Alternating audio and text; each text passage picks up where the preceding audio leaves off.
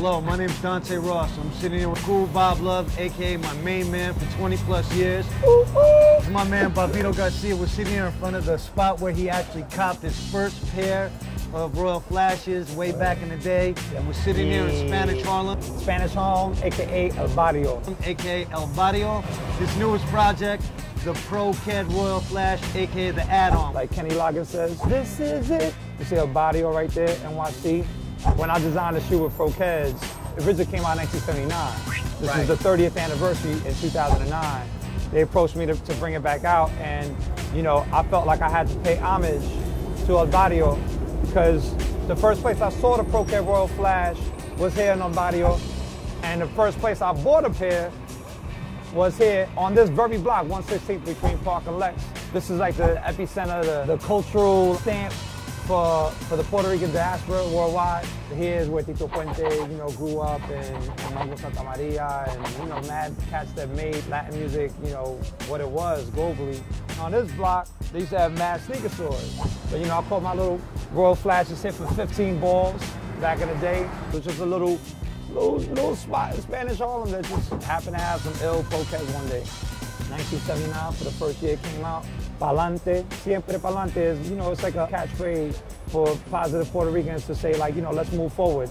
Here's the add-on, And then on the back here, we got Baloncesto Boricua, but we're gonna talk about that when we get to the basketball court.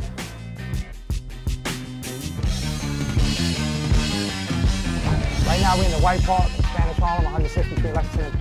This court, dating back to the 60s and 70s, 80s, was like the fiercest competition basically in Spanish Harlem. Earl Manigault, aka the GOAT, played here. Kareem Abdul-Jabbar, the all-time leading scorer in the NBA, once mentioned GOAT as the best guard he had ever played with and seen out of New York. This was like, if you want to see the greatest Puerto Rican players in New York, you came to this park in the 70s. Coqui Ortiz, Munch, Ramon Cruz from the Bronx. You're talking about just high-level basketball, and understand that you can't extract New York City anything cool from basketball. Like, it is part of our matrix. You know, there's 500 outdoor courts in the 5 boroughs. In the summer, you got like 70+ tournaments. The cat that first started DJing hip-hop parties, Kool Herc.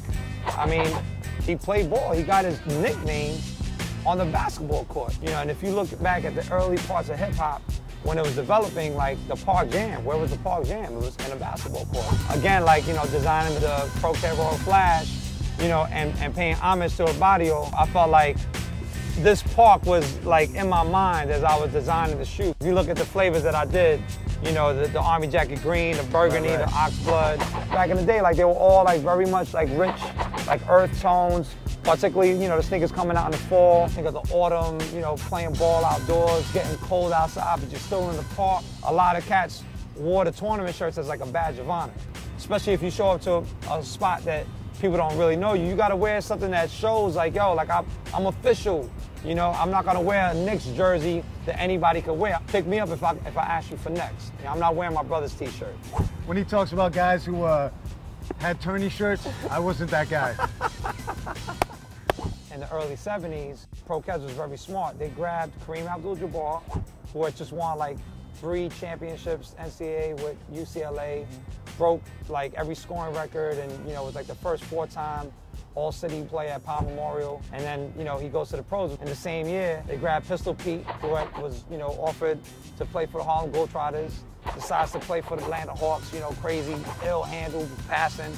And they grabbed Tiny Archibald, who's like a playground legend, you know, killing it at Rucker, 155th and 8th, you know, killing it in college at UTEP, and then he goes to the pros and becomes the first player ever, and since, no one's ever repeated this, to be the scoring leader and assist leader in one season.